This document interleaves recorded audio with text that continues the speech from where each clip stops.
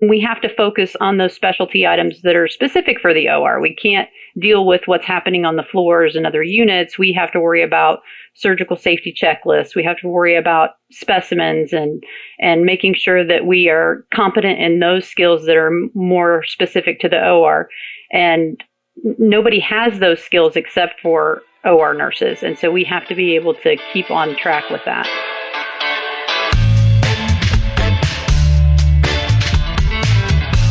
Clock in, scrub up, and join us behind the red line. You're listening to First Case, a perioperative podcast bringing you exciting interviews, engaging discussions, and innovative solutions that are changing the way patients receive surgical care. Each episode, we talk to frontline staff, perioperative leadership, and nursing entrepreneurs from across the country as they share their stories, experience, and expertise on the industry we love. From the back table to the boardroom, from wheels in to wheels out, we tackle the real-life issues affecting the OR. Whether you're tuning in for surgical service education or inspiration, we're glad you're here. And now, it's time to roll back and start the first case.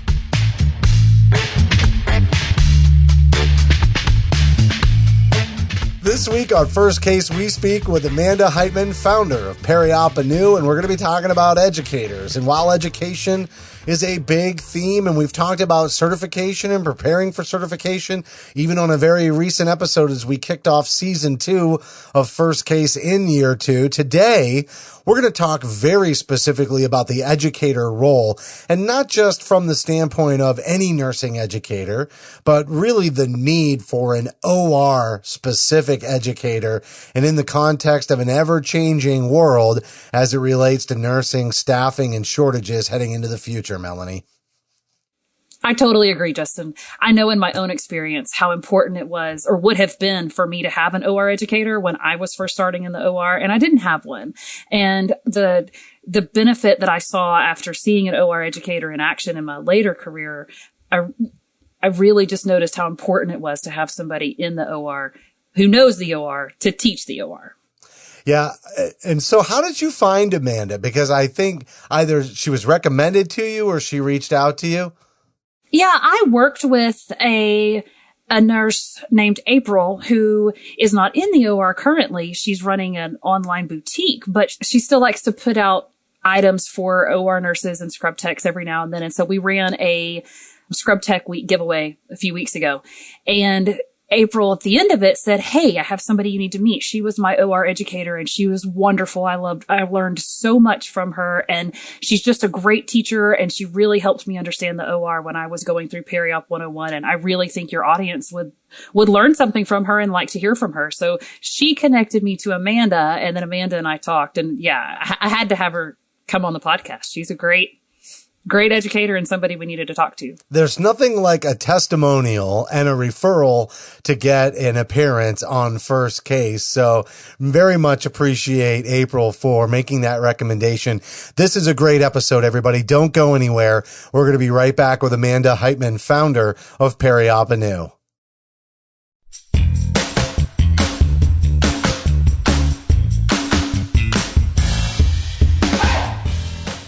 Hi, I'm Paul Wafer. I'm Melanie Perry. I'm Jeremy Gibson-Rohr. And I'm Justin Poulin. A 17 Studios production, you're listening to First Case.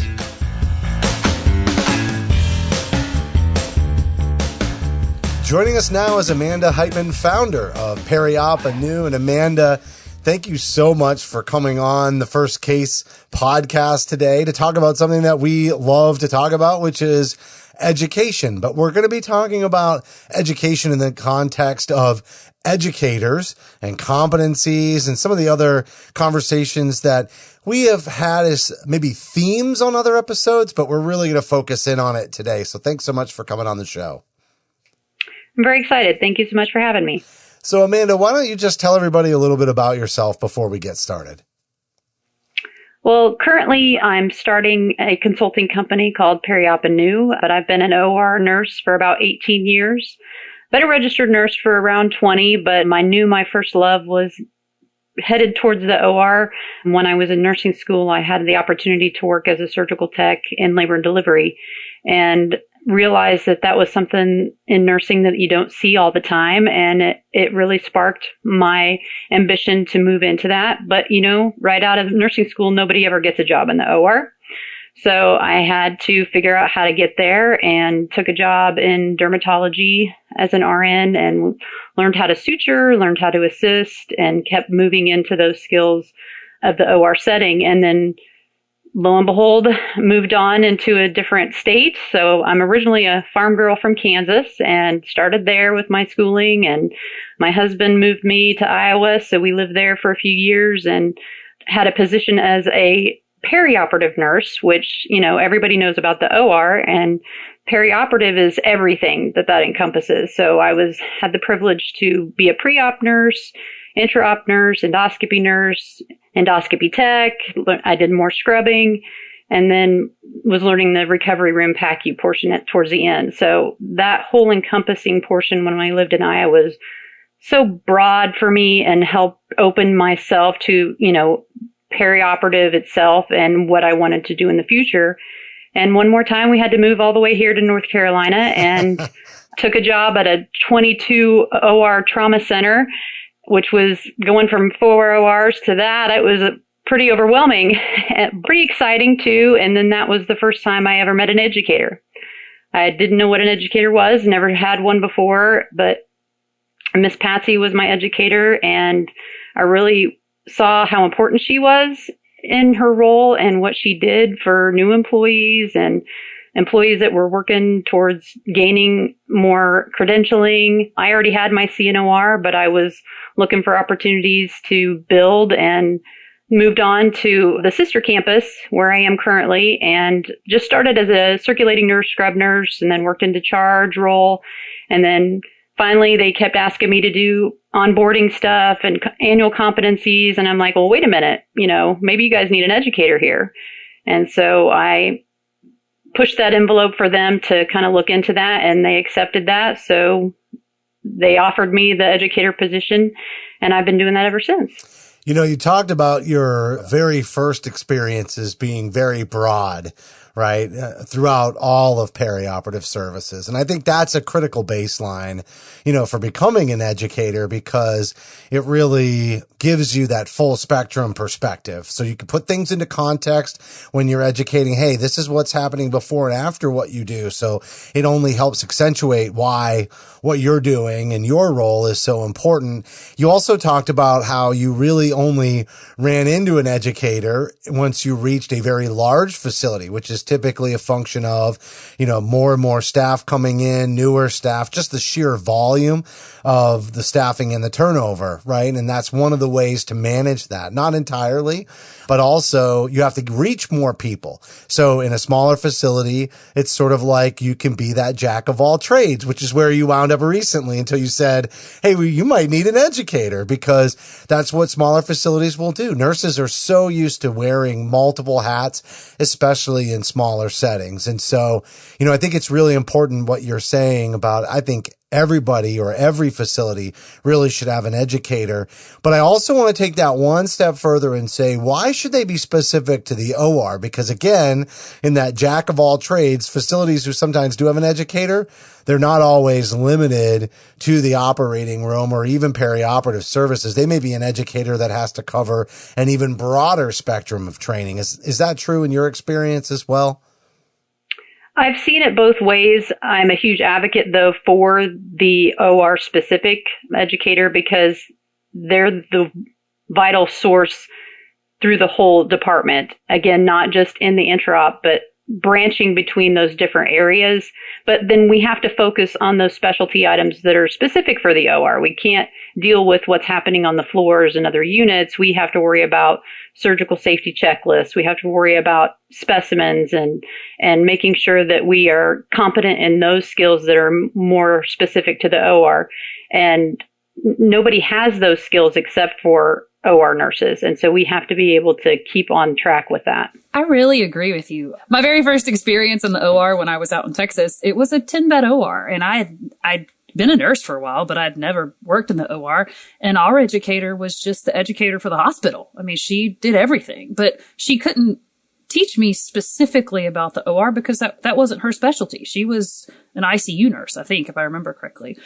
So when it came to learning the specifics of the OR, I was wholly dependent on the people that I oriented with. And maybe they taught me correctly, maybe they didn't. There wasn't anybody really in charge of overseeing that training. And so sometimes you got okay, sometimes not so much. And then I moved into the OR manager role at that hospital. And then it was on me to start doing a lot of that education, just like you were saying, how it just kind of gets thrown on you. But when you talk about the OR educator and how important they are to specifically know the skills that OR staff need to know, not just nurses either, scrub techs, all of the competencies that we all need to have, what are the challenges that you faced in making sure that you get all of the education that they need or all the competencies that they need kept up to date and get them trained? Well, I've been very fortunate with my role as the educator that I've been able to keep one foot in the actual OR. So I'm still very clinical. I still scrub. I still circulate when necessary. I run charge. So I can see firsthand what they're looking for and what they need based on being with them. But a lot of the things don't ever change as far as what the needs are of the OR. We're looking at high risk and high volume competencies that we need to keep track of. And, we have to get the staff's buy-in of what those pieces are and make them a part of the conversation. And so we have a committee that we sit down and talk about competencies with, and we meet together to make sure that we're fulfilling the needs of the department, not just me making decisions, not just management making decisions. So we all work together as a team.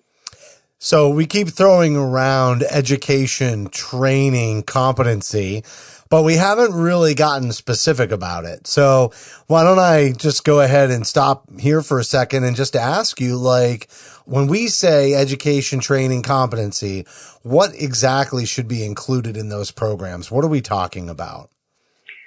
Well, first and primarily, as the educator myself, I'm giving them these, whether it's an experienced staff or a new resident coming in, I have to give them the fundamentals of what they need specifically to be in the OR. So if you're starting from scratch, you have to have the staff learn the rationale of why we do the things that we do. So I'm looking towards building staff that are not just task nurses. I want these nurses to have the rationale and to understand what they're doing and why they're doing it, because what they're developing is their clinical judgment, their critical thinking skills. And so those have to be brought out in all of us. Most of us that are in the OR, we're pretty type A, we're leaders. But if you've never been in the OR, you have to find your voice. And number one, that voice is for the patients. So we're the patient advocates. So we have to be able to speak up for patient safety. But if you've never been in that role to do that, if you've always been a nurse on the floor following orders all the time, or if you've been in nursing school and haven't really been in a job situation to know who your resources are, how to speak up, you have to start from scratch. And I can teach a lot of people skills. And we do that in skills labs and in services. But my primary other person I have to have that's critical is a preceptor. So if I don't have a preceptor that's out there that's willing to share their knowledge with these staff that I'm training, then sometimes it doesn't sustain them enough to feel like they're being successful.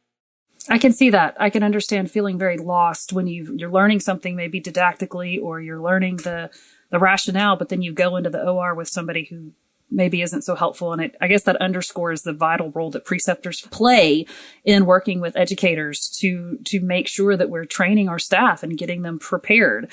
Let's talk about new grads coming straight to the OR. You said when you were doing your introduction how, you wanted to go to the OR, but new grads don't always get to do that.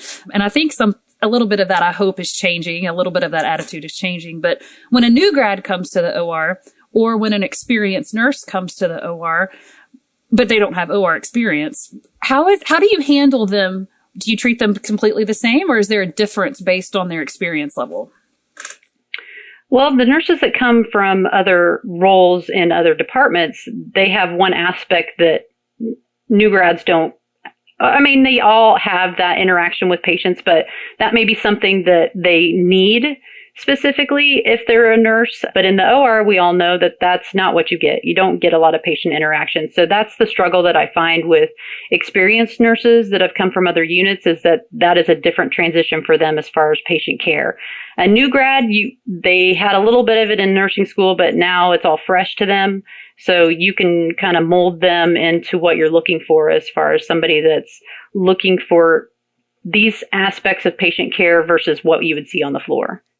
Ever since I was in nursing school, they've been telling us that this day was coming where we were going to have a true shortage of nurses, and that the boomers were going to be retiring, and it was going to be increasing, the population, or the aging population that was going to need nursing care, and that we were kind of careening towards, this kind of shortage that was going to have a big impact. And I graduated in the 90s, and I just remember that conversation over and over.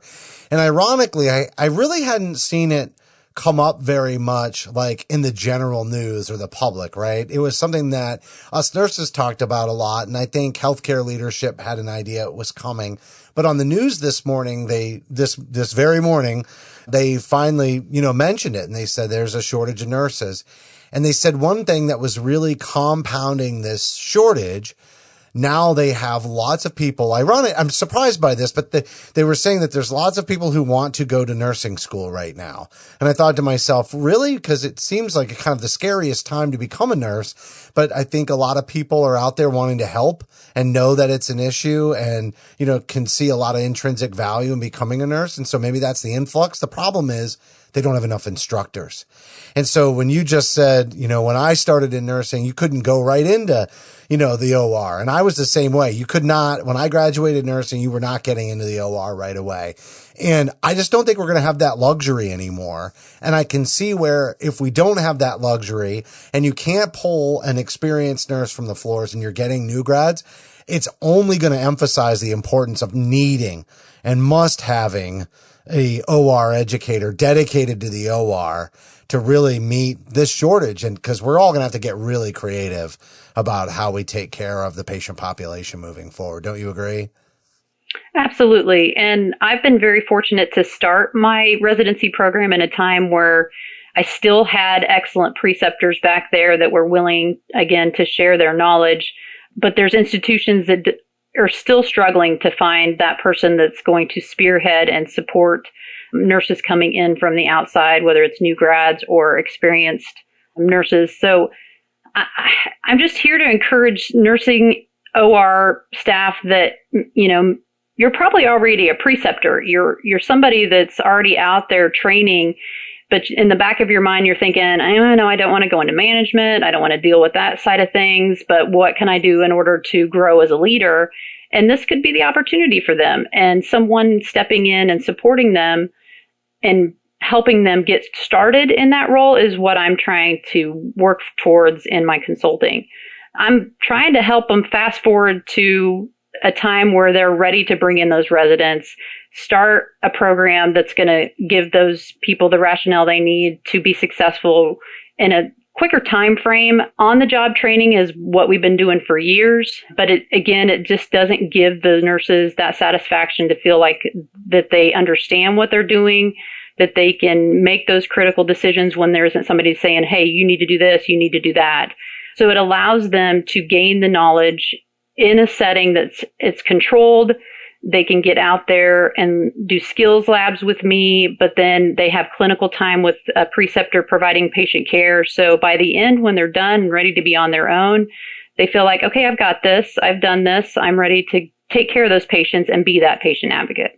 I think another skill that's really coming into play by having an OR specific educator for these new employees and new nurses especially, but is confidence. Because when you get the rationale, you get the training, you've dealt with an educator who's taught you what you need to know, you have that confidence to get you through those first cases that are sometimes scary and difficult when you're on your own. I just remember when I started in the OR, not having that, how unsure of myself I was and how terrified I was that I was going to screw up. I didn't really know what was going on. I didn't actually know how to prep. I just had people tell me different things, but nobody had really trained me or explained it. And so I went looking elsewhere to try to find the information that I needed because I felt unprepared, which led to me feeling very unconfident, if that's a word. But anyway, confidence is so big in the OR with being in the room and knowing what we're doing. And I think education and the educator role gives that confidence to our new employees. So besides educating staff and training new employees, OR educators are usually tasked with quality initiatives and audits and other responsibilities, making sure that we're doing our jobs correctly. Can you talk a little bit about the educator role in quality? Definitely. Some staff think that I don't have anything to do if I am not onboarding someone or if I don't have a resident that I'm walking around with, but I have plenty to do as far as those compliance audits go. I deal with tissue audits. I deal with chart audits. I deal with, everything that's out there that we have to be mindful of and be paying attention to. We all want to be efficient ORs, but sometimes things have to get handled on the back end that need corrected. My staff sometimes run from me when I'm headed to them with my binder, and I tell them I have a friendly reminder for them because that means they have to go in and correct something on an audit that I've discovered. But again, that educator is so important to help bridge that gap, because who is going to do that otherwise? How are they going to know if they're not doing something correctly? They're going to continue to do that until someone steps in, and management doesn't always have the time to do that. Plus, again, it's very intimidating for a manager to come to me and scold me about something that I did incorrectly. If I'm coming to you, it's a learning opportunity. It's for you to correct something so then the next time you can make it better.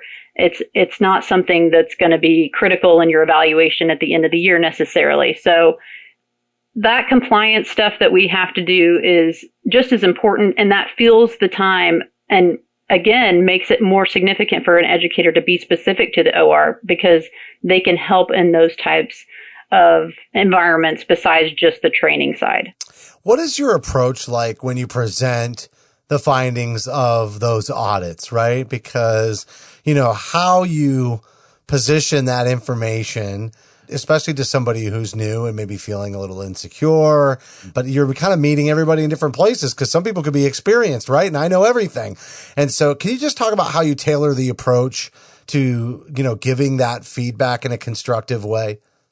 Well, and it's definitely something I have to have evidence to show them. Again, we want to know what we did wrong. So I usually show them exactly what they were working on and give them an example of how to correct it.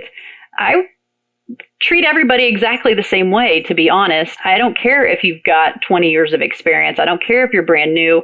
I train you like you don't know it and that you need to learn it, because just because you learned it that way doesn't mean it was the correct way, and you get your blinders on and you forget the right way, or you're looking at it going, oh, well, that's fine. Just do it that way and don't worry about it. Nobody's going to pick up on it later anyway. But I just try to keep it consistent, and I try to make sure that they understand, so moving forward, they don't have that same issue. I think having an educator there to come out and tell you when you've done something wrong or charted something wrong, it really does take the pressure off. Because I know me as a circulator, if the manager's coming down the hall telling me I screwed up, I really think I'm in trouble. The educator, I never felt that way. I'm like, oh, I need to fix this. Okay, yeah, let me fix it. And it does take a lot of that pressure, like you said, off. But like Justin was mentioning the staffing shortage a little bit ago, can you talk about how you're working to help reestablish OR teams and how, as an educator, you're helping do that, which then ultimately would help with reducing maybe travelers or help prevent our staffing shortage? Well, to be honest, I think the only direction that we can go in is by building our own. You have to have that foundation, and you're not going to find these nurses just walking in the door every day.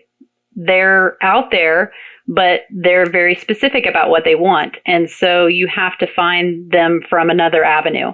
I've been working for years with different colleges and universities to try to instill perioperative nursing and trying to let them at least have a glimpse of what it is. So I've been talking to them and giving them some information about what's going on behind the OR doors that they never get to see. So then maybe it will light just a little bit of a fire in them when they get done with nursing school to look for those residency programs. I've been doing a residency program for over 8 years now, and it's small. And that's the other piece too, that these facilities don't have to think that they've got to bring in 6 new grads, twice a year to have a dozen new unexperienced nurses coming in. You can start small.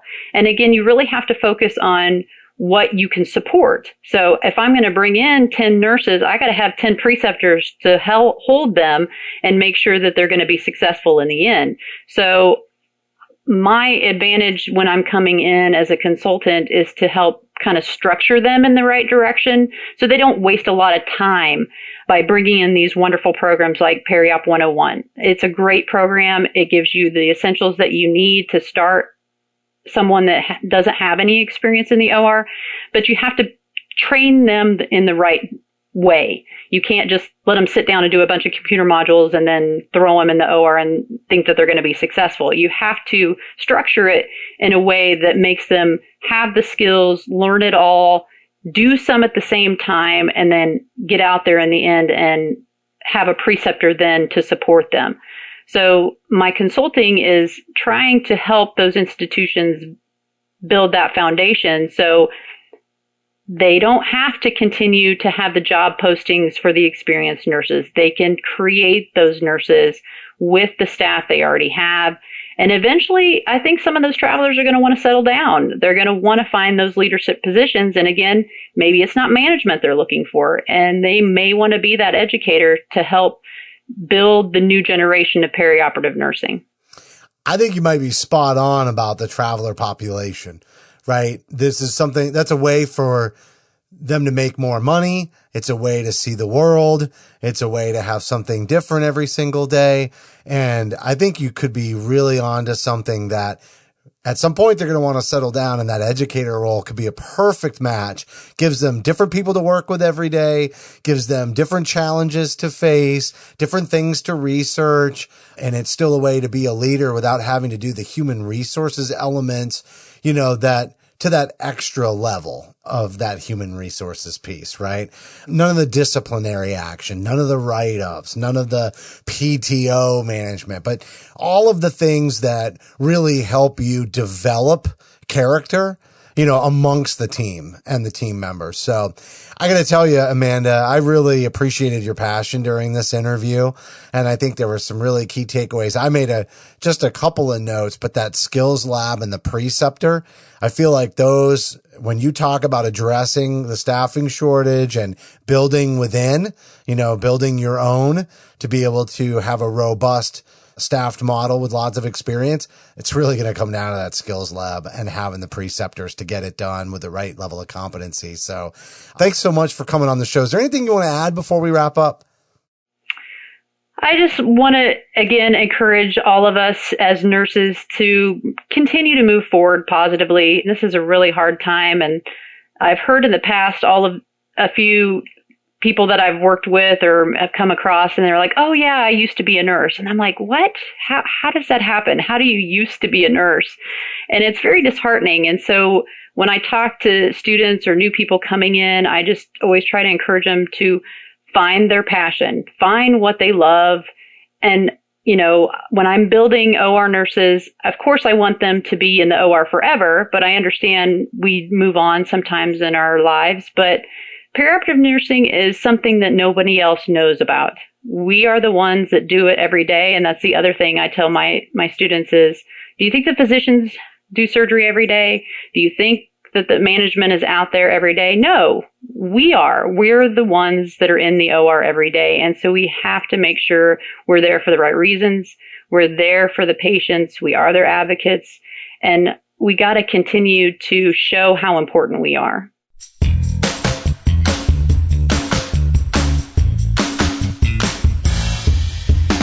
All right, that was Amanda Heitman, founder of Periop Anew, and you can definitely go check out her website at www.periopanew.com. That's PERIOPANEW.com, and we're talking about, at a high level, education, training, competency, but I just love how she boiled that down and pointed out two key areas for us to really be considering as, after we hung up.